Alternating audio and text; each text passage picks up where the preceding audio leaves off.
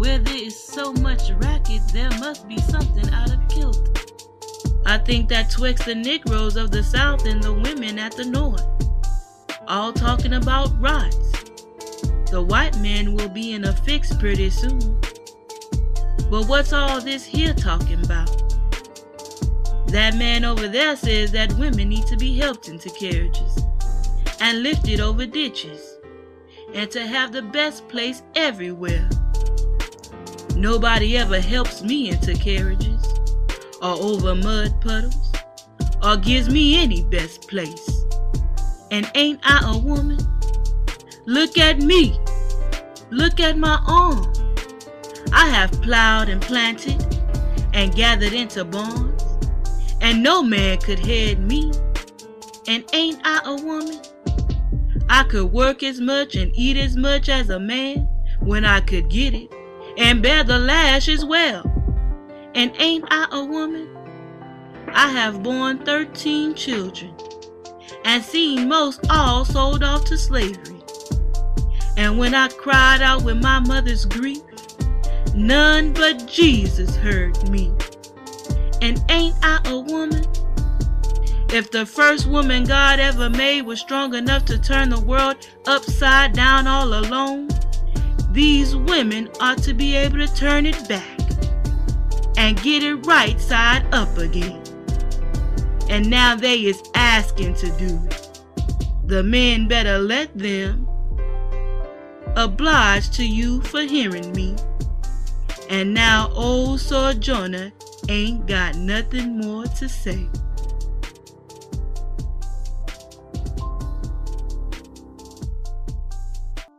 Hi, I'm Rebecca Jackson. Thanks for listening to Radio Justice.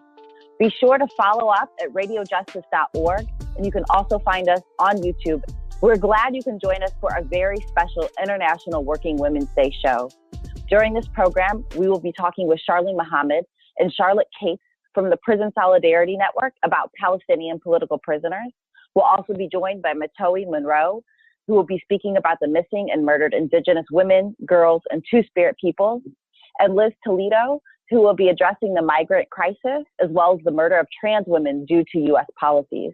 International Working Women's Day is a socialist holiday born from women garment workers who decided they would stand up to capitalist exploitation and demand global equality for women. The truth is that for the past 100 years, socialists have been the leaders in the fight against capitalism, imperialism, and neocolonialism. Assata Shakur, Angela Davis, Lucy Parsons, the founder of Mayday, Celia Sanchez, Lila Khalid, they have been historically the fighters who have laid their lives on the line for the oppressed. The foundation of socialism is an intrinsic drive for equality, for a society in which one's worth is not assigned because of one's genitals at birth. Capitalism thrives on devaluing women's bodies, on telling them that their labor is worthless by rewarding white patriarchy and white supremacy. A lot of re-education begins with ourselves. Women have been raised to undervalue their worth and their labor. We need to know the truth. Women have always been the leaders in the fight against oppression all over the world, from Harriet Tubman to the Women's War of Nigeria, to the Paris Commune, to the Russian Revolution, which also started on International Women's Day when the women took to the streets demanding bread, freedom, and peace. So International Women's Day is just the beginning. Let's look ahead to plan how we are really going to smash capitalism.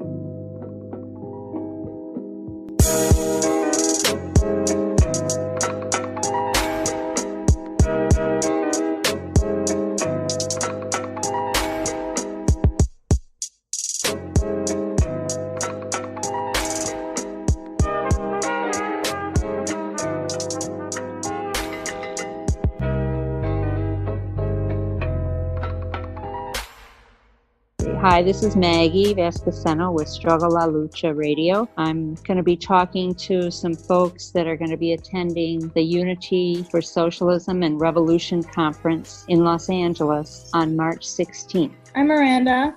I'm from Baltimore, Maryland, and I'm coming to the conference to help build a strong socialist movement. Yeah, the theme of the conference is Unity for Socialism and Revolution. And it's going to be happening in close to downtown LA right after a major speak out in March demanding no U.S. war in Venezuela. Miranda, if you want to comment at all about the role of women and in the revolutionary process, or why, as a young woman, you feel that we need to fight for socialism. I think women have been prominent leaders in all or virtually all socialist struggles that have been successful. And there's good reason for that, because unity and socialism are good for women and oppressed genders, because the struggle for women's liberation is, intertwined with all other struggles for the liberation of oppressed peoples. So it's very much in the interest of women and oppressed genders to fight for socialism and unity on the left. I know that there's going to be discussion at the conference, like all the most urgent issues that are facing us today as women and as working people, from the issues of the fight against racism, police brutality, ICE terror.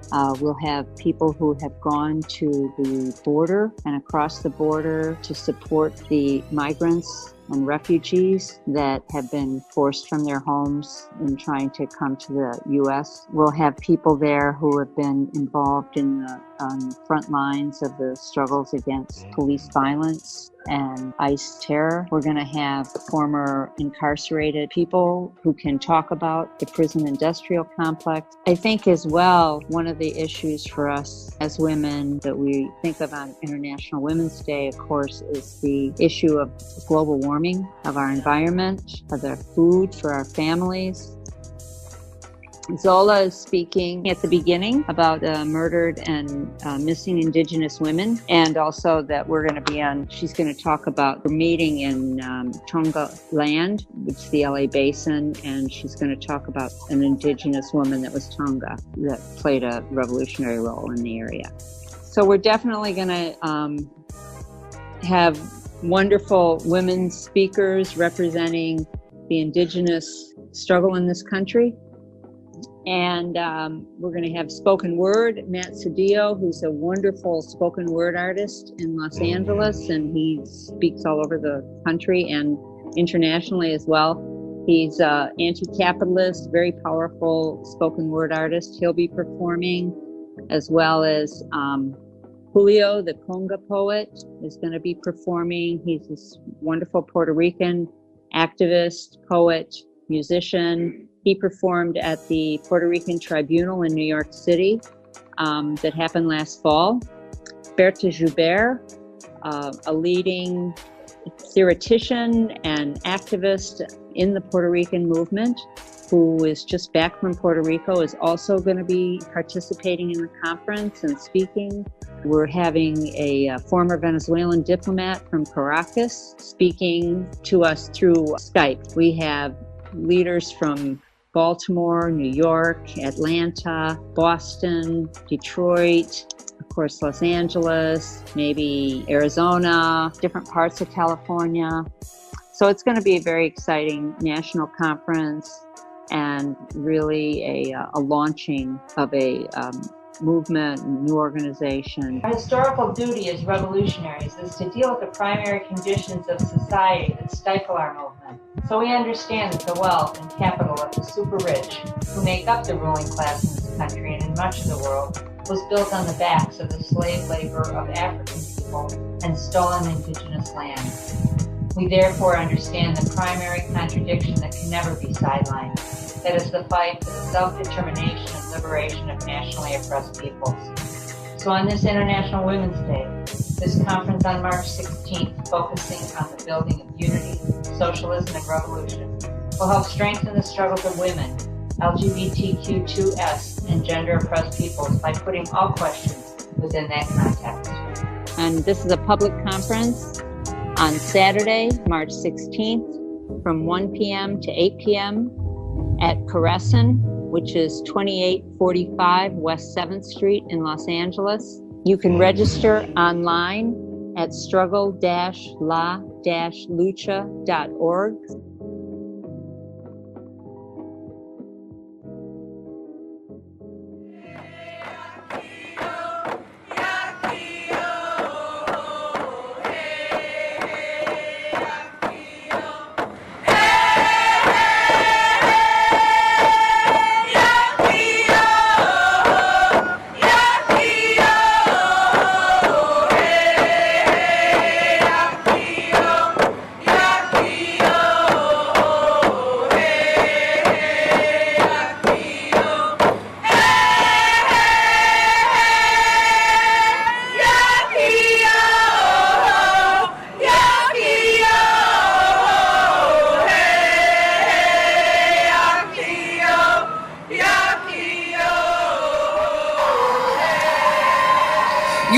that some people are wearing red shawls or scarves to raise awareness about the widespread epidemic of murdered and missing Indigenous women, girls, and two-spirits.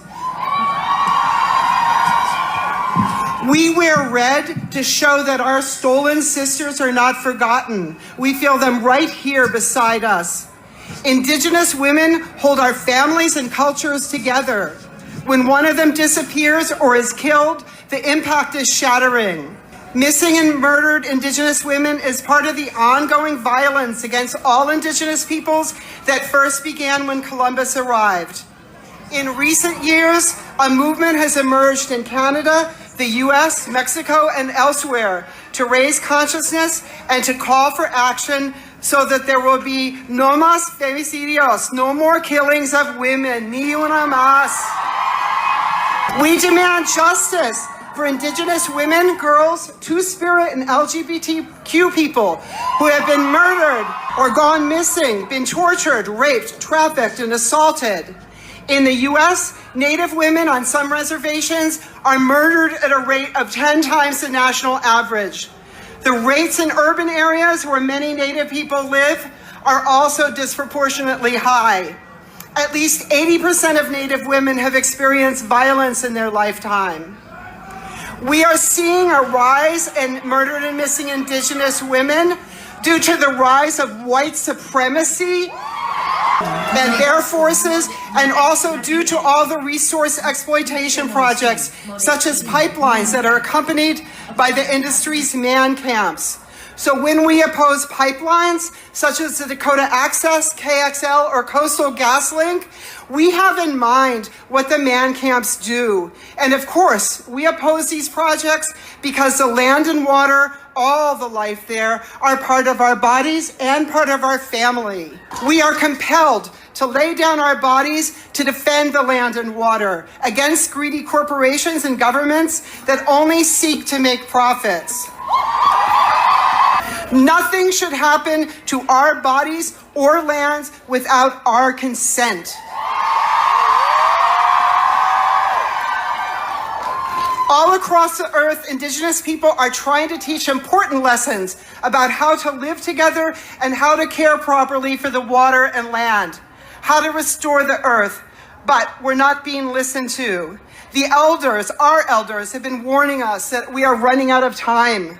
Today, I want to express solidarity with our refugee relatives from Honduras, Guatemala, El Salvador, and other countries because they too are Indigenous. Right now, these refugees are bearing the brunt of colonial border violence, with families ripped apart and thousands of Indigenous children locked up in cages and even dying in U.S. custody.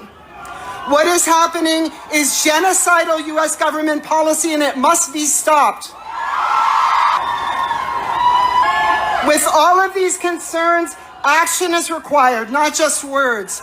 Please take the time after you go home to learn more about Indigenous history and struggles and to support the Indigenous resistance that circles the globe, from Palestine to Puerto Rico to Chile to British Columbia.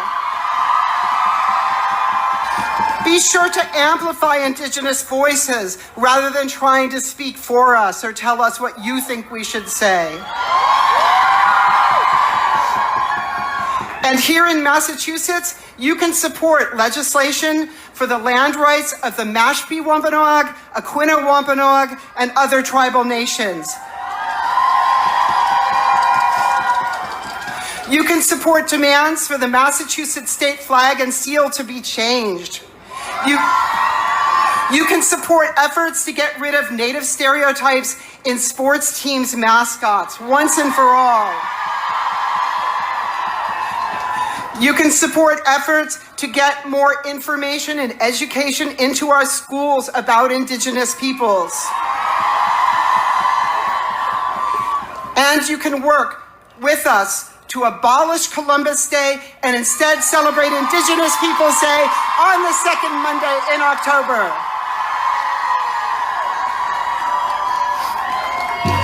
Finally, we need you, to support Indigenous efforts to protect the water and land. Mini Wachoni, water is life. Always start with you, alive and well, and not me. I'd gladly give up every poem I've ever spoken, have my mouth call back each and every one of them from your ears back into my pen's failed attempts at trying to put back the splintered pieces of our hearts, staring at a blank page, wishing we could begin again.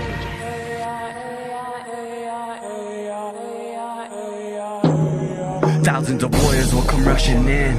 Our ancestors wage war with the government in the spirit of Spotted Tail and John Trudell. This is spiritual awakening. They feed us lies, but we won't take it in. Let us ride on the lands where our ancestors died, breathing life into our cultures they said were petrified. They tell a history that our peoples don't recognize. The U.S. government should be charged with genocide, spitting rap in the time of blood quantum is suicide. We survived, staying strong. All those times we should have died. I confess, I'm depressed. Sometimes I can't take the stress. Living is a test, distressed up in the Wild West. My fam suffers, the land suffers. I hate the silence. I hate statistics. I hate the prisons. I hate the violence. I hate these politicians making the wrong decisions. I hate these men that inflict this violence upon our women.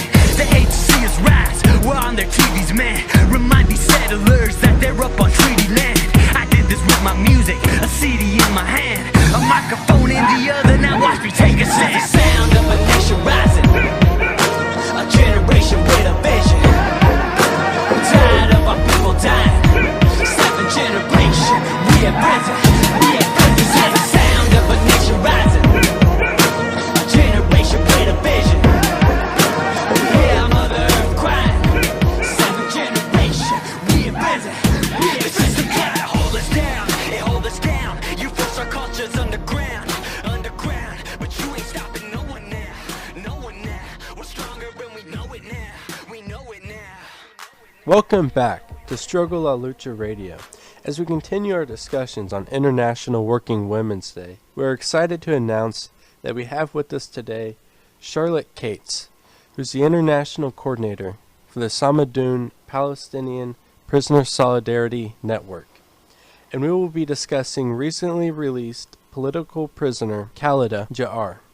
Jarrar is an elected member of the Palestinian Legislative Council and a member of the Popular Front for the Liberation of Palestine. She was held in administrative detention for 20 months without any form of charges or trial. We will also be discussing the prison conditions that exist there that all Palestinian prisoners are subjected to, and especially Palestinian women and political prisoners. So thank you for joining us, Charlotte. Well, thank you so much for asking me to join you today. And thank you so much for talking about the important issue of Palestinian political prisoners, especially Palestinian women prisoners, and the important role that they are playing in the struggle for the liberation of Palestine. Khalida Jarrar is a Palestinian leftist, a feminist, a parliamentarian, and a defender of Palestinian political prisoners herself. For years, she was the executive director of Adamir Political Prisoner Support and Human Rights Association, and she's always been known for her leading role in struggling for the freedom of Palestinian political prisoners. So in many ways, it comes as no surprise that a strong leader of the Palestinian women's movement, like Khalida Jarrar, has come under attack by the Israeli occupation. When Khalida was arrested in July 2017, she was also actually arrested at exactly the same time as Khitam Safin, who is also a leader in the Palestinian women's movement, a leading Palestinian feminist, and the chair of the Union of Palestinian Women's Committees. These arrests took place under what's called administrative detention. Now, administrative detention is something that was introduced to Palestine by the British colonial system, and then it was adopted by Zionist colonialism after the sort of transfer of colonial authority in Palestine from the British to the Zionists. So administrative detention has always been a weapon of colonizers against the Palestinian National Liberation Movement and against the Palestinian people. And essentially, it's when you can be imprisoned without charge, without trial, on the basis of so-called secret evidence that you can't see and your lawyer can't see. And it's up to 6 months at a time, but it's indefinitely renewable. And so like Khalida, many people spend years at a time held without charge, without trial, under administrative detention. And one thing that many prisoners have raised is the fact that this is actually a form of psychological torture. They never know when they're going to get out. And it's also a form of collective punishment because their families are also subject to the same inability to plan, inability to know when they might be free, or when at the last minute their detention might be extended one more time. Now, right now, there are around 500 Palestinians held without charge or trial under administrative detention, out of around 5,900 Palestinian political prisoners. So this is like a constantly revolving door of administrative detention. And again, many people are held in isolation, are held for years at a time. People are released from administrative detention, and then 2 months later, 3 months later, a year later, they're arrested again and held without charge or trial. And the people that are targeted for administrative detention are people who are just like Khalida Jarrar. They're parliamentarians, they're leaders, they're community organizers, labor organizers, student leaders, women's movement organizers, organizers of farmers, people who are building in their communities and who are establishing a real leadership of the movement to fight against Zionist occupation and to build resistance against colonialism and imperialism. These are the people who are targeted for administrative detention. And this is, really a system which Palestinians are demanding and calling on the world to take action to put an end to this form of this weapon of colonialism against the Palestinian people. Yeah, absolutely. And this is very important information. The role that the British colonial forces played in developing these ways that the Zionists target the Palestinian population. And what role did her affiliation in organizing with the PFLP have to do with her targeting by the Zionist forces? Sure. Well, of course, the Popular Front for the Liberation of Palestine is the strongest Palestinian leftist organization that is very committed to Palestinian resistance and the struggle for the liberation of all of Palestine from the river to the sea.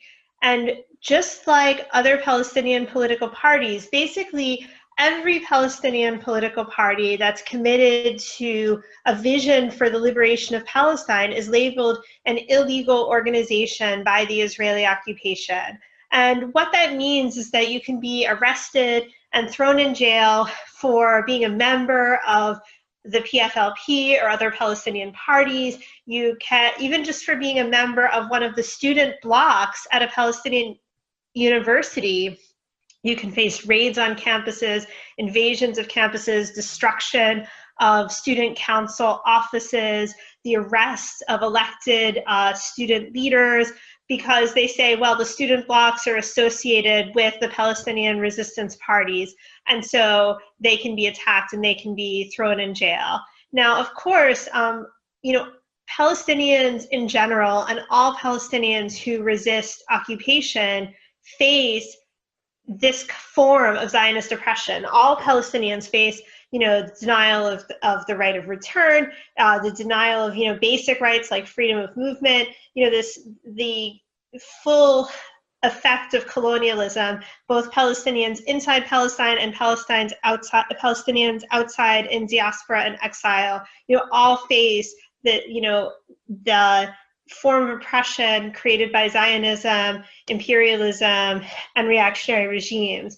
But people who are engaged in resistance, whether that's being involved in armed struggle or whether that's being involved in organizing workers, organizing women, organizing students, people who are involved in Palestinian resistance are particularly targeted for arrest, for imprisonment, and frankly for execution, because we've seen a number of cases where Palestinians have been shot down just in blatant extrajudicial executions by Zionist forces.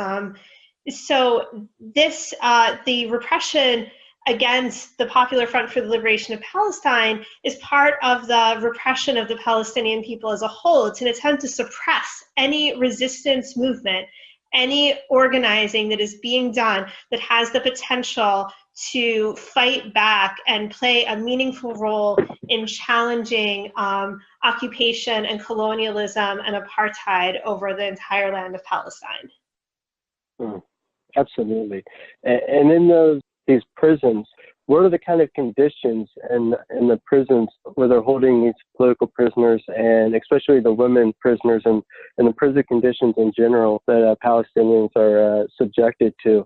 Sure, thank you so much. Well, one thing that's really important to know is that when Palestinians are first arrested, they're usually taken to interrogation. Interrogation is sort of where the worst situation of torture takes place for all Palestinian prisoners, men and women and children and elders. 90% of Palestinian children who have been arrested and imprisoned report some form of mistreatment, abuse, physical violence, threats of assault against their families. Children who are arrested go through immense trauma that's really difficult to repair, and that takes place, on a collective community basis. And Palestinian women are often subjected to threats of sexual violence, kind of the most really repugnant and offensive forms of harassment in an attempt to extract confessions from people. And so, the kinds of torture that Palestinians face under interrogation, can run the gamut from sort of just like intense verbal threats, humiliation, sexual threats, which are really quite violent in nature, because you have to remember this is a person who's being held under arrest by a colonial occupier, in an interrogation room, who's being subjected to these violent threats and harassment, to physical abuse and torture, the use of stress positions, the use of sleep deprivation. Many of the kinds of stories that we heard about people suffering in Guantanamo Bay are also very similar to the experiences of Palestinian political prisoners. There's a constant exchange of information about interrogation techniques between sort of US imperialism and Israeli occupation forces.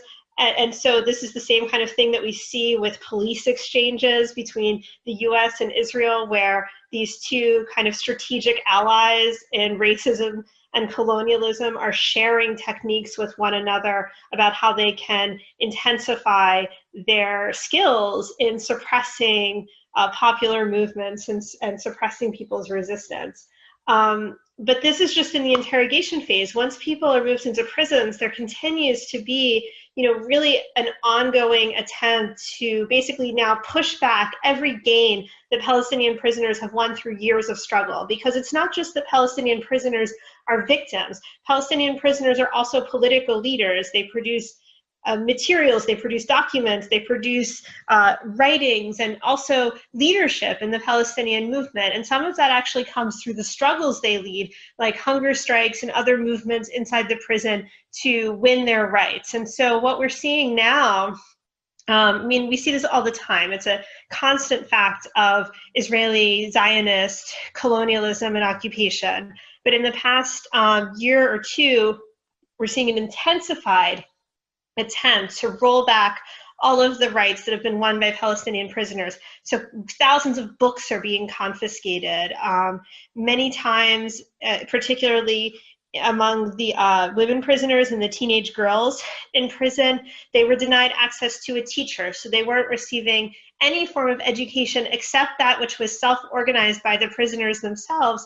And in fact, Khalida Jarrar played a leading role in organizing these self-organized education efforts for the girls in prison to make sure that they would not, lose their academic achievements by being denied access to education by the Israeli occupation. Palestinian women prisoners recently went through the installation of surveillance cameras in the prison yard, and They started going on different kinds of strikes, refusing to go out to recreation. In response, they were all collectively transferred to another unit where surveillance cameras are installed everywhere throughout the yard. There's very poor sanitary conditions. There's, very little space even to cook, to deal with personal activities. The people are often denied health care. There's one Palestinian woman prisoner named Isra Jabis who suffered burns over a huge portion of her body. 8 of her fingers have been amputated. She needs help from the other women prisoners to engage in the most kind of basic and personal tasks. And she doesn't receive the healthcare support that she needs, and she doesn't receive the privacy that she needs. And, yet she's constantly denied additional medical help. She's denied early release. So these are just, Palestinian women prisoners. Khalida Jarrar said upon her release, they're facing really an intensified attack, an attempt to really kind of roll back all of the gains that they've achieved over the years in their conditions through struggle. And so it's really important, on International Working Women's Day, that we stand in solidarity with these Palestinian women political prisoners who are leaders in the movement for the liberation of Palestine, and not just leaders in that movement, but leaders of our global movement for social justice and liberation. Absolutely. Thank you. And what kind of actions can people take to support Khalida Jarrar and other women political prisoners and Palestinian prisoners? What kind of ways can people get involved in organizing around that, no matter where they are? Sure. Well, there are a number of amazing organizations that are doing great work at the grassroots level to organize, to stand in solidarity with the Palestinian struggle for liberation.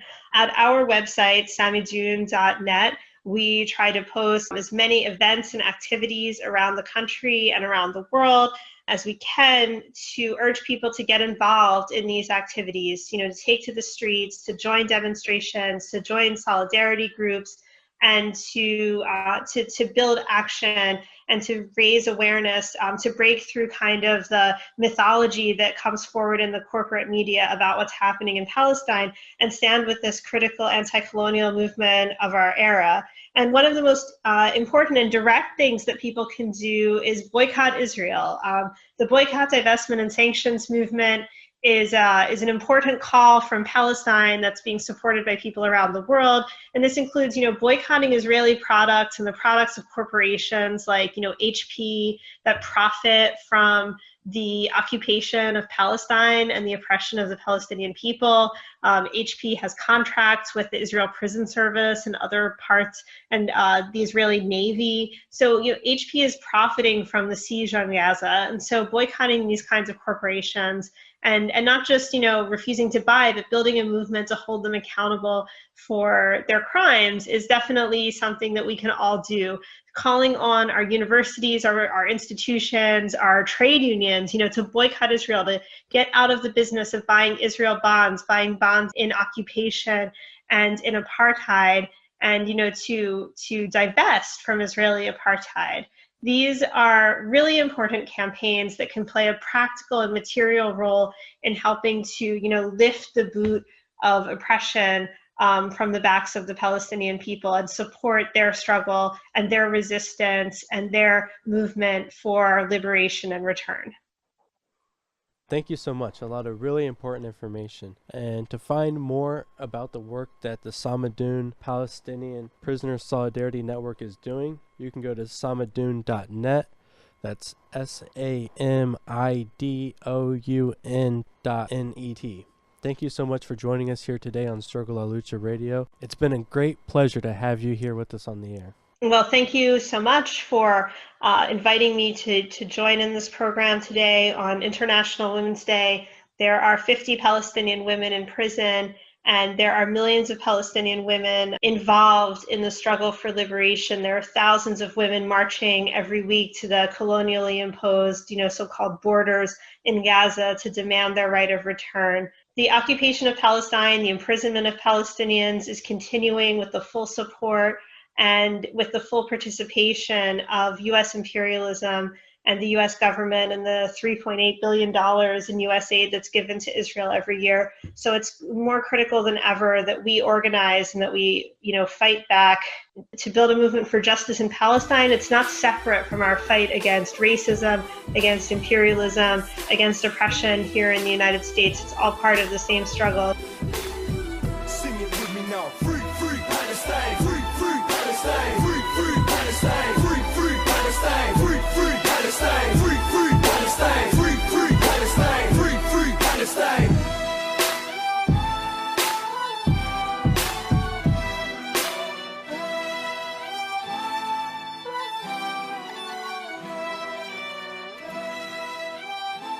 We're honored to have Liz Toledo here, who is organizes immigrant right activist, LGBTQ activist, and also a contributor to Struggle La Lucha newspaper.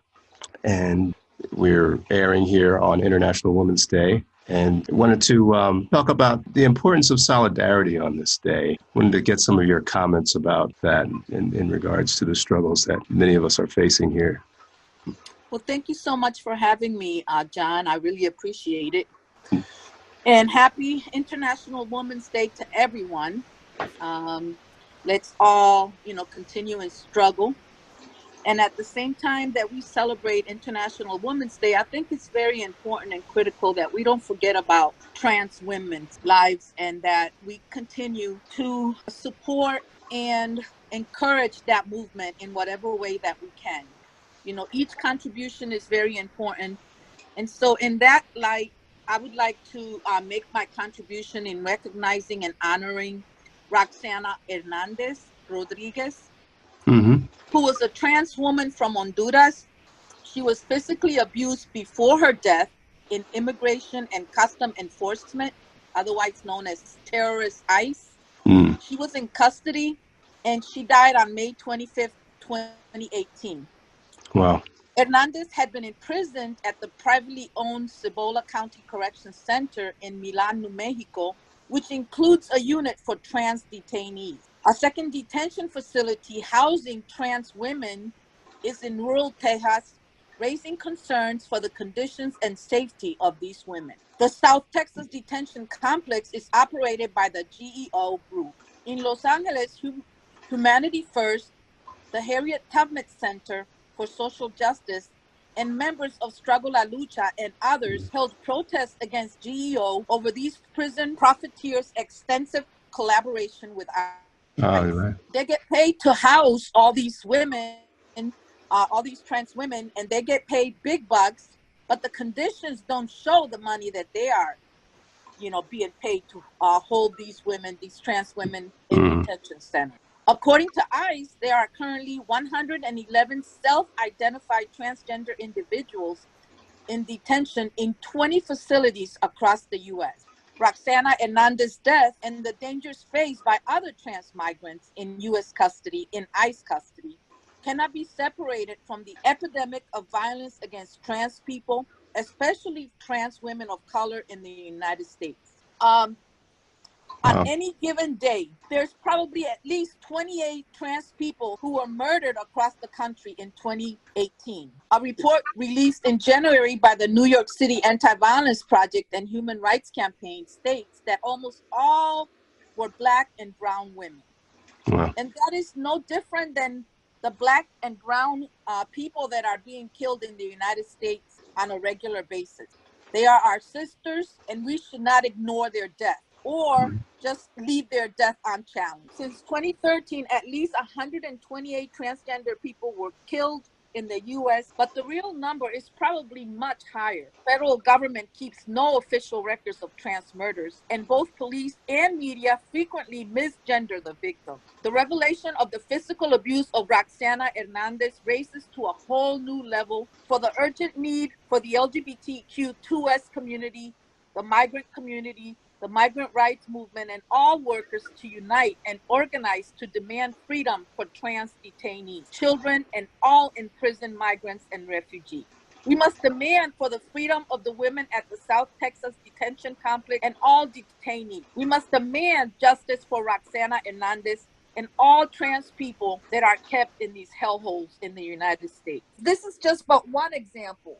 And on International Women's Day, we must stand in solidarity with all our sisters, trans, LGBTQ, all our sisters that struggle each day in this hellhole in the United States, not just those that are in prison, but those that are in the streets fighting every day for just the mere right to have a wage that can support their families and their children. You are now tuned in to the rebel. What you thought we won't respond to these devils? What you thought we wouldn't fight for the babies? They've been taking babies in slavery. White supremacy come from the power of the gun. I saw them boys in the cage, so I'm hugging my son. I feel the pain in the whimpers, the crying and the noises. That girl want her mama and she's scared of foreign voices. They came running from an economic crisis that the USA funds cause they terrorists like ISIS. They want the money, they steal the resources. Honduras, Guatemala, all covered in corpses. Corpses of the poor that get repressed by the regimes that work with the cartels selling coke in Medellin. La CIA, the banks, their hands are full of blood of the migrants that are running from the south to your hood. Fuck ICE, we don't believe in law and order. The border crossed us, man, we ain't crossed the border. Fuck the president, he got the wrong morals. Fuck a wall, we gon' travel through a portal. Fuck ICE, we don't believe in law and order. The border crossed us, man, we ain't crossed the border. Fuck the president, he got the wrong morals.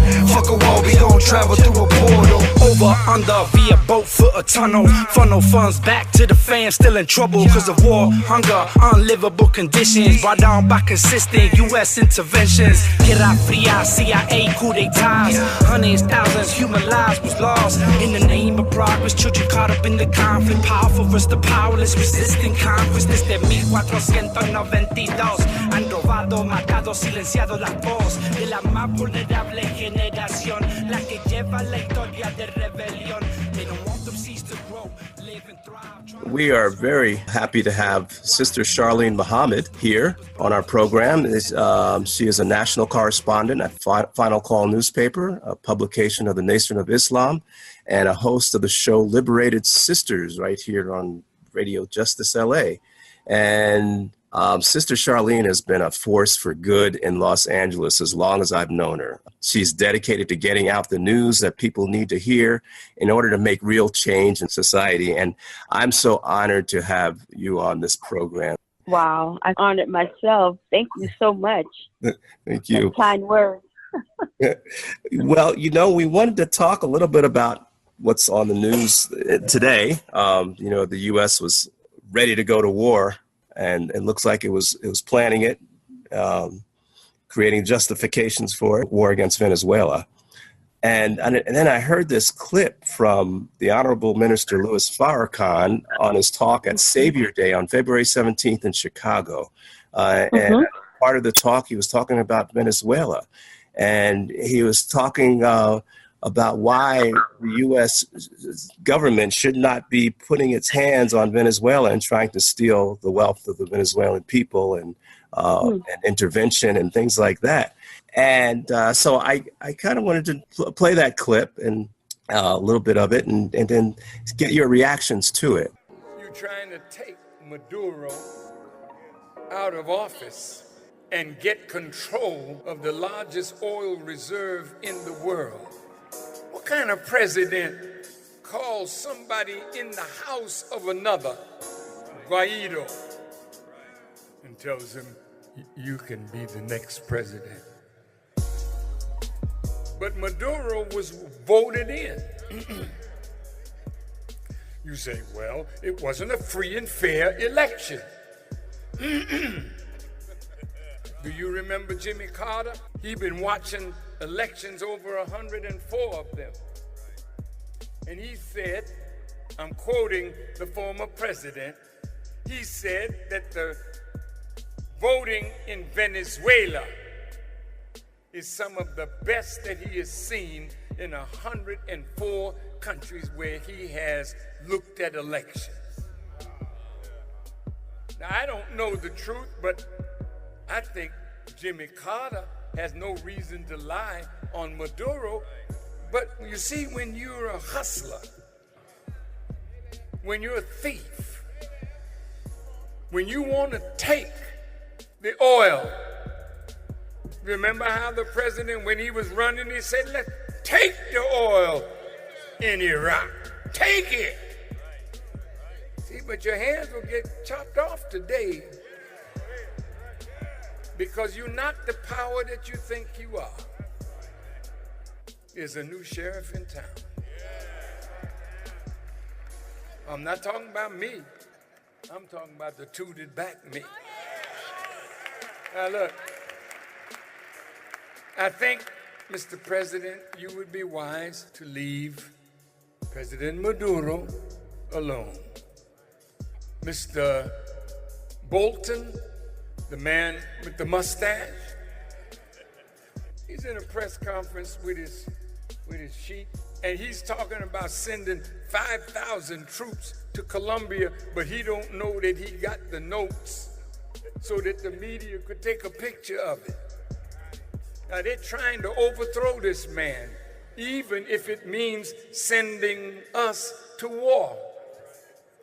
I respectfully say to the president, I cannot back you if you're gonna send American soldiers to war to die because you want that man out of power and you're meddling in the affairs of his country. I don't think no young soldier should go. Just say hell no. I won't go. Okay, well, so what do you think about that?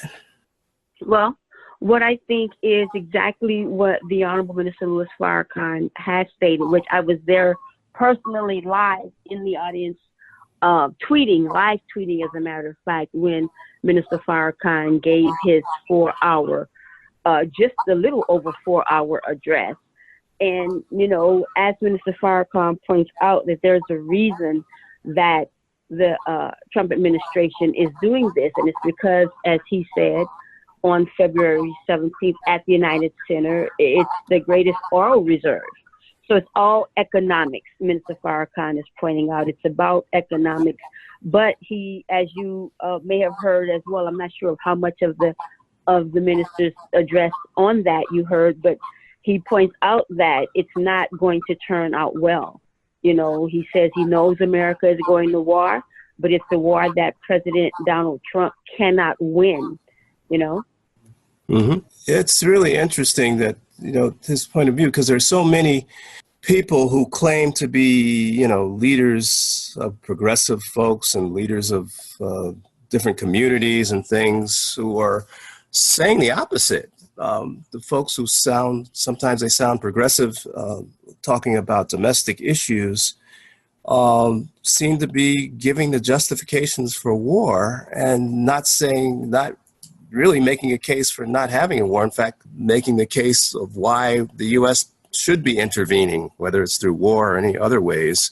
And, you know, I say people who are leaders in the community because, of course, the Honorable Minister Louis Farrakhan has a great appeal amongst many in the Black community. And the Nation of Islam has done a lot of things that have really benefited the community as a whole. So, of course, what he says impacts a lot of people. I was just wondering, why are there so many people that have a following that are saying things that justify imperialist war? To me, that seems kind of irresponsible. Knowing what the U.S. has done in Iraq and Libya and Afghanistan and everywhere that it's since late into 1890s, since it's gone into other countries and things like that. Mm. What do you think is the responsibility of the progressive movement in terms of these kinds of things? Thank you for your question. When you use the word responsibility, I chuckled because, you know, and you said the progressive movement, you know, we're all responsible. And I'm glad you said that. You know, I think the responsibility of the progressive movement is to really be progressive and really be honest, John. Let's really just be frank. If we were to be honest, the progressive movement must and could do more. You know, going back to how I think you asked a question before you went into the end of your question, you know, I must continue to cite what I have heard and what I have learned from my teacher, leader, my guide, my spiritual father, in fact, and the publisher of the paper which I write for, the Final Call newspaper, because were it not for the consciousness and awareness that I have gained through Minister Farrakhan and the education through the minister and the nation, I don't know that you'd have anything that you'd want to talk to me about, right? Because I was not keenly aware of anything, not world affairs, not anything, you know. I was just going about my day. However, in answer to that is you have people that go along to get along. You know, right now, before this administration, people have been afraid. With this administration, they're deathly afraid, right? Very afraid to speak out, very afraid to take action, but not everybody. But one thing that Minister Farrakhan continuously points out is that we cannot go along to get along. I've heard him say that numerous times, that people have to stand up. Those with the power have to stand up for those who are powerless. Those with the voices have to raise their voice for those who are voiceless. People who are in political office across the spectrum really must go out and represent those who sent them there. So when it comes to progressives, when you say what's the responsibility is to do what's right, to do what is right. And so when you mention why so many people, those who are, instead of saying, hey, war is wrong, as Minister Farrakhan is saying, don't do this, right? As he said, you have a $750 billion that you're giving to the army, but he said you're only giving them that which is going to get more of them killed, right? But you have counter to that people who are not calling out the wrongness of this. Well, then there's different things. Some people are brought out, and again, some people are afraid, and some are just not standing up. But Minister Farrakhan pointed out, there's no one stronger, bolder, fiercer than him in America that's standing up and telling truth, speaking truth to power. That's right. That's right. Thank you for those words. Also, Minister Farrakhan was pointing out the fact that the U.S. is holding their assets, gold and other oil money, and even Citgo, which is the gas company that belongs to Venezuela. But they're holding all these assets that could be used to feed the people who they say are starving. And they say this. The hypocrisy of that. But also, I'll talk about that, but also the hypocrisy of, we have people starving right here in this country, you know. We're from Los Angeles. We see Skid Row. We see the homeless community growing by leaps and bounds. Why aren't we spending the money that you said, you're saying goes to the war is right? Why isn't that money coming back here? And then finally, I just wanted, if you were following the representative Ilhan Omar, the representative, and she is being attacked like hard, like she is the worst thing in this world, just for pointing out the hypocrisy of Israel and the injustices and human rights violations of Israel. So it seems like instead of the U.S. trying to feed people here or feed the Venezuelan people or fight for progress and progressive things and fight against crimes against humanity that Israel is doing against the Palestinian people, it seems like the U.S. is trying to do the opposite. How does that affect us? You know, today is International Women's Day. I wondered how you felt about what I just said. I want to say that in terms of Representative Ilhan, you know, Minister Farrakhan directly spoke to her through his address at Savior's Day, and he let her know that and not just her, but to the women in Congress, but he highlighted several of them particularly, and he definitely spoke out through what's happening with her, and he said she does not have to apologize. He said she has a sweet heart because she is calling out what is wrong that's happening there. He said she did not do anything wrong, that the Israeli country does pay people in political office here, Congress people here, to do the bidding of Israel. And so people sent her and sent the women who are in Congress now, these new freshman Congress persons, to shake up the House. Right. And he said, shake it up. Minister Farrakhan spoke for 4 hours. He was very poignant, very vibrant, very clear as usual, and very adamant. And he said she did nothing wrong, and if she has not done anything wrong, then do not apologize. I mean, That's right. That message is very strong there, and we see that she is under attack right within her own party. It's very interesting. But, you know, this is the day of manifestation. You know, you're not going to have, as we see, we're not going to have politicians who are supposed to be representing us, or leaders, or anything that is there on behalf of the people, wherever we're serving the people, and continue to make mischief with their money, with their support, with their love, with their backing. People are suffering and dying. Mm-hmm. And I would like to say, as Minister Farrakhan, his theme for his address is "A Savior is born for the whole of humanity. No one need perish." See, the whole of humanity. So if I could, as you continue, I just want to give the website. It's noi.org, noi.org. I urge everyone to listen to the message for themselves, because, of course, as you know, it's being interpreted by those who do not mean for anyone to know the truth, anyone that would be free, anyone that would want to think clearly, or anyone that would want to come up out of oppression, suppression, tyranny. Then Minister Farrakhan's address is being interpreted and misinterpreted, but you can hear it for yourself. Right. noi.org. Yeah, thank you for that. And finally, just here on like I say, we're airing on the International Women's Day. And if you had any reflection about how these issues are important to women, I know you have a beautiful family. A lot of the issues that we're talking about directly affect women.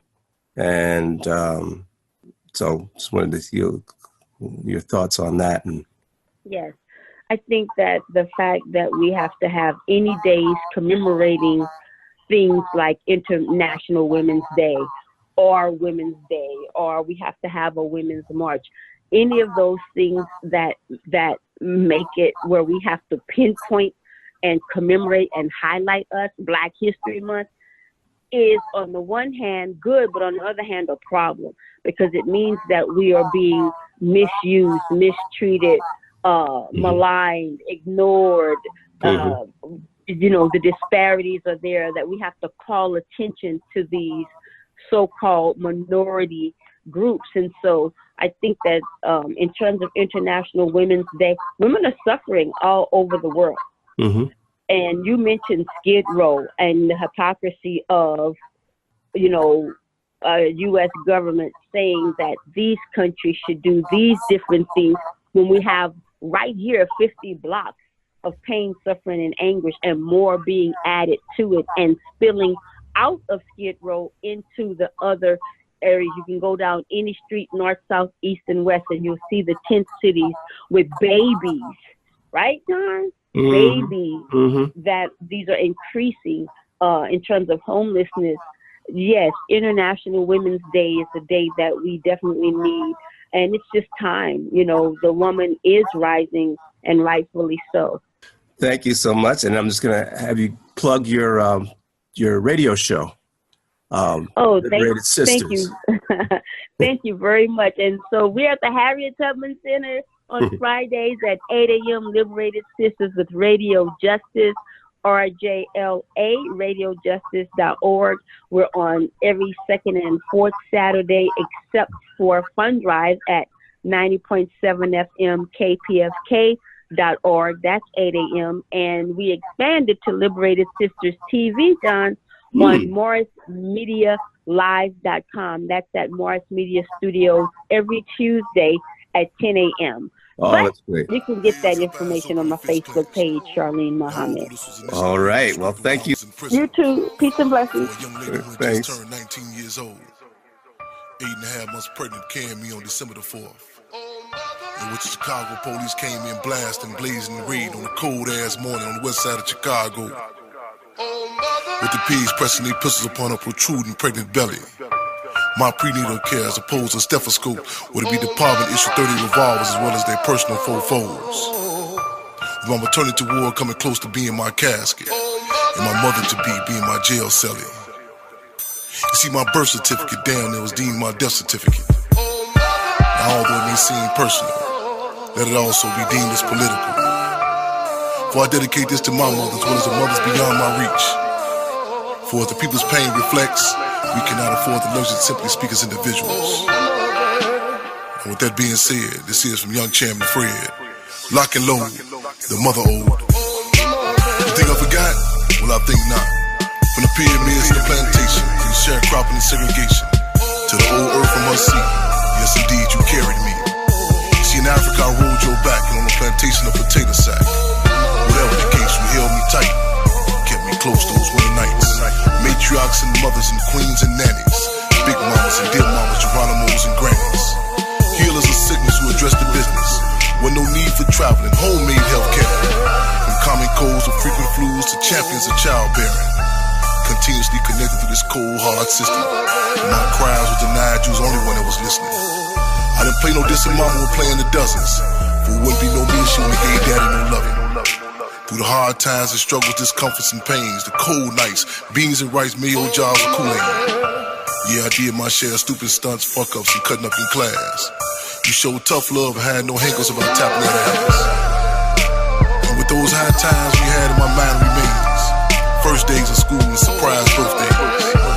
See, they've been trying to divide us in hectic times throughout the history. From master selling me off to the day with baby T. You produce pyramids, taught tribes, and gained names and nations. You are not only my mother, but the mother of civilization. Those are your children in Kenya, the descendants in Dominican.